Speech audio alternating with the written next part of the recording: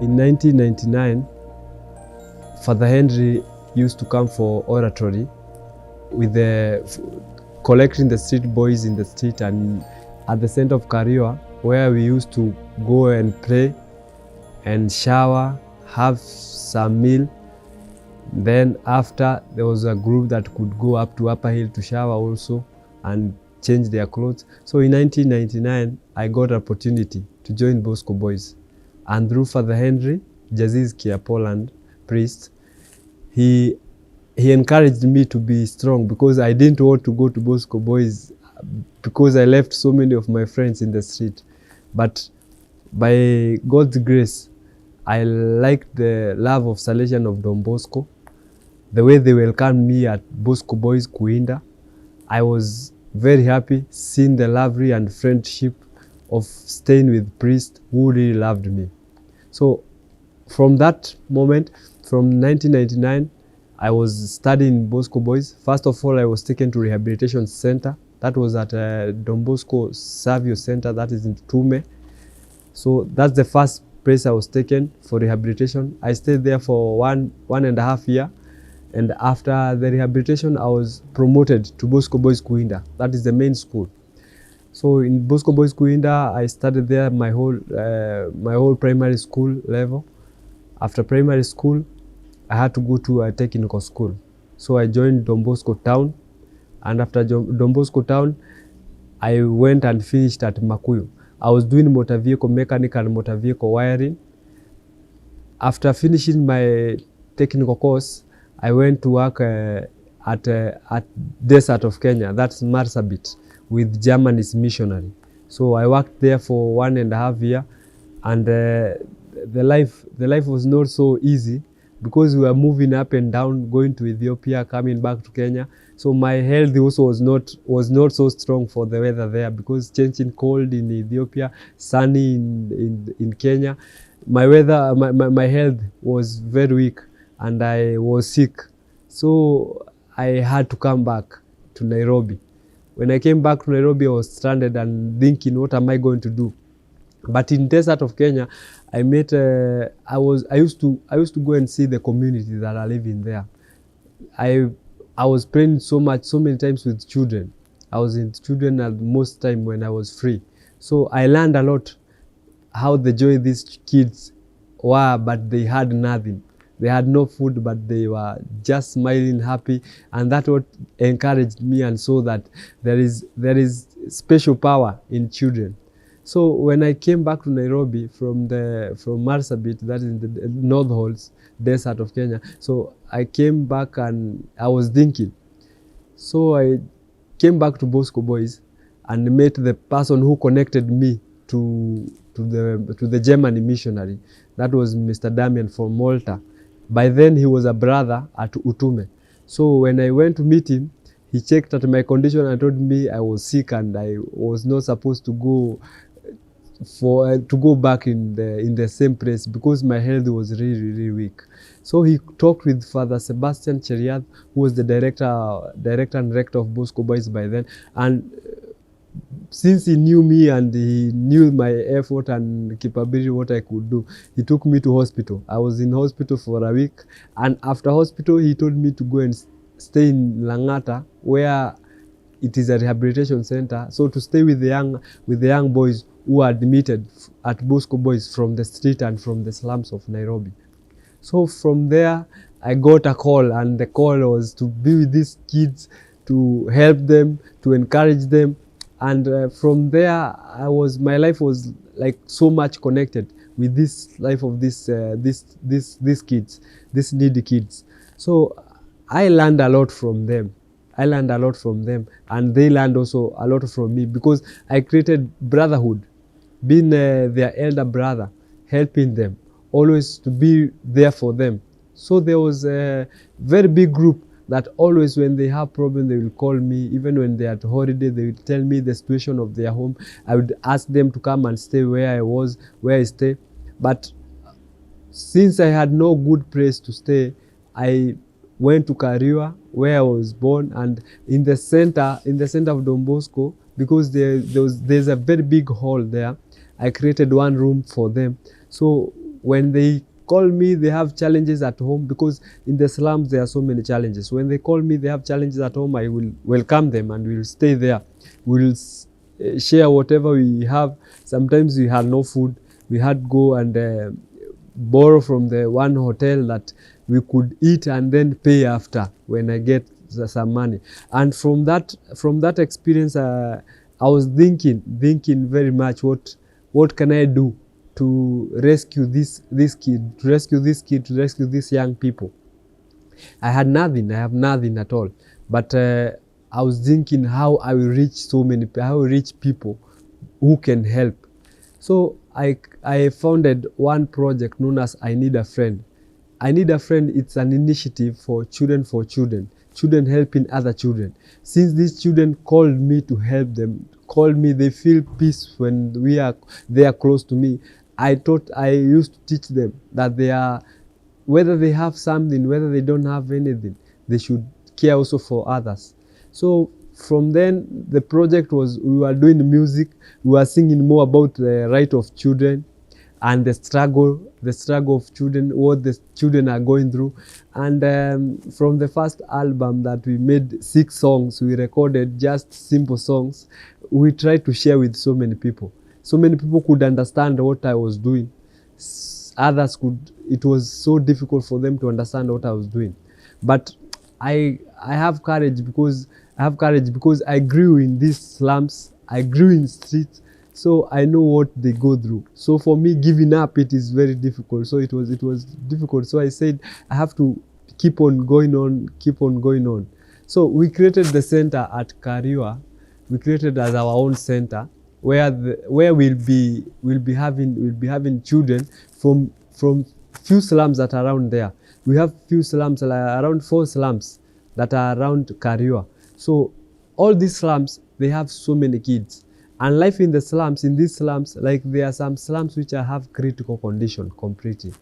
People survive with the selling drugs, selling like a bang, that's marijuana, selling alcohol, that is a rigor alcohol that also kills some of the parents. And when these kids are growing, their parents are selling this kind of drugs to survive, to get some food. But for this kid, if they don't understand what it means to those drugs, what those kind of drugs means to them, they will grow and then start using in future. Because the circular or the sequence of this life of these kids, they see their parents selling these things and they are surviving. So when they grow, they don't get the courage to study and to get good life. What they see it to do the same as their parents were doing. So this December, from last week, from 6th, with all courage I called for a camp, and I was announcing to all those 4 slums. There was one slum which was farthest. We had to go every morning. I had to go every morning and pick them by matatu. I'll pay matatu and then get them to the center where in Kariwa. In the center, we have different activities. We had the activity to teach them more about drugs and their harmfulness, to teach them about their rights. Because most of these kids also don't know about their rights. They are used in the slum, inside there, they're used in the slum to transport these drugs. The parent will send them, go and take this drug to somebody and they give you money. It's not good way of teaching these kids. So we have such kind of session. We have session whereby we teach them Bible, more about God. I'm not a catechist, but what I was taught in school, I used to give them and tell them that God loves us and He's there for us. So most of the activity, praying also with them, some indoor games, party games, and also doing artwork, so they will draw, at least to release their mind and to make their mind have peace. We feel encouragement of these kids, feeling the love of coming and staying with us and learning all these things that we are teaching them. And we are teaching them more on the way of surviving in the ghetto. We cannot change their life. We cannot change their life at once. But whatever we can do, by what we can teach them, it can help them to learn to stay in the slum.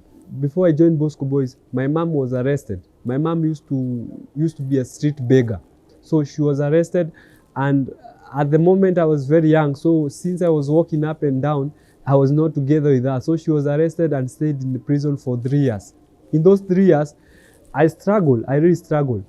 Main challenge was having a friend, somebody you could feel closer to, somebody who could understand even the pain, even you could explain some pain that you have, even either heart pain or maybe sickness pain. So food was one major thing that I really needed, but that was not all, because I needed the love and attention also, because I was very young and lacking somebody to explain some of the problems, some of the challenges, somebody to advise you on something or to teach you in the good values. That was a big thing that I really lacked. I would go and beg on the streets and get 5 shillings, 10 shillings, where I could go and buy a small biscuit or small mandazi.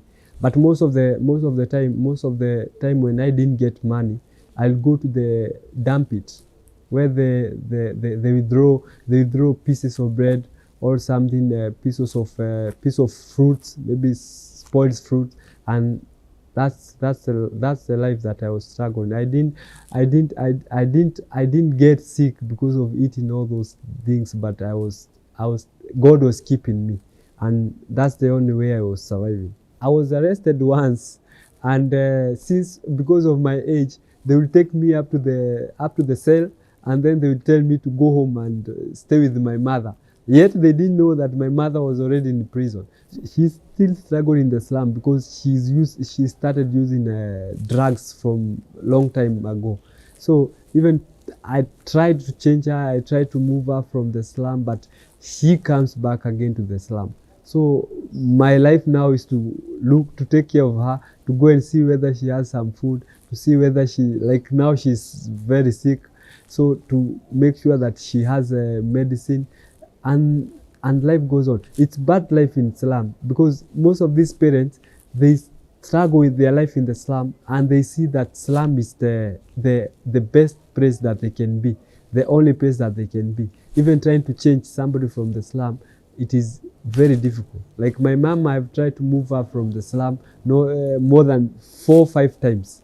Until now, at the last moment, I saw maybe the house is not so good. I tried to repair the house, and where she's sleeping, it's not good house. It's just iron sheet house, but she can sleep, and if that's where she feels safe and feels better, my work is to go and take care of him.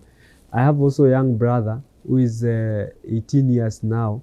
So also for him, he grew and studied in Bosco Boys, but after class 8, he didn't join secondary. So he went back. He was so connected with my mom, because my mom, when she started taking alcohol, sometimes she injured herself. So my young brother is very connected with my mom. Even to now, I've never seen my father, but since I grew with mother love, I didn't care very much about my father. If I didn't get the lucky of being in Bosco Boys, my life could be maybe in mess, or I could not be on this earth.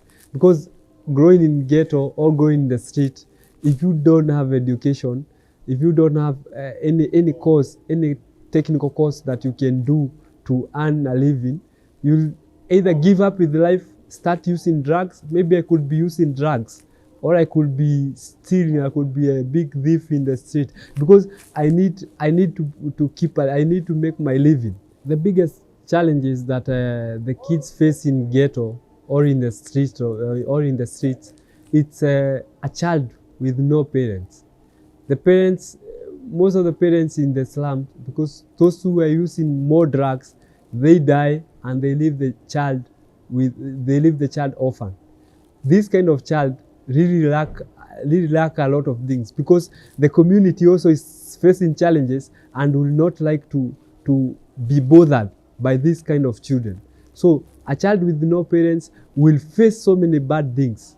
The new family that we joined, the Salesians of DON BOSCO, so it takes quite a long time, but when you get to understand, when you get to know what our father DON BOSCO wanted for a street child in his home, when you understand that, you will stay there and you will enjoy the life. In Bosco Boys, I enjoyed so many things, but what I was really taught in Don Bosco, to pray, especially to our Mother Mary. In the family of Bosco Boys, like being with the brothers, those who are doing the pre-novitiate, and being with the priests who are with us all the time in the field, praying with us. When we are praying that they are joining us, they don't care whether they get injured, because when we are growing, we are very strong. Some of them are weak. They'll pray with us, they'll jump with us. It is a kind of connection on the big family way. That the family that is loving each other, the family that is understanding each other.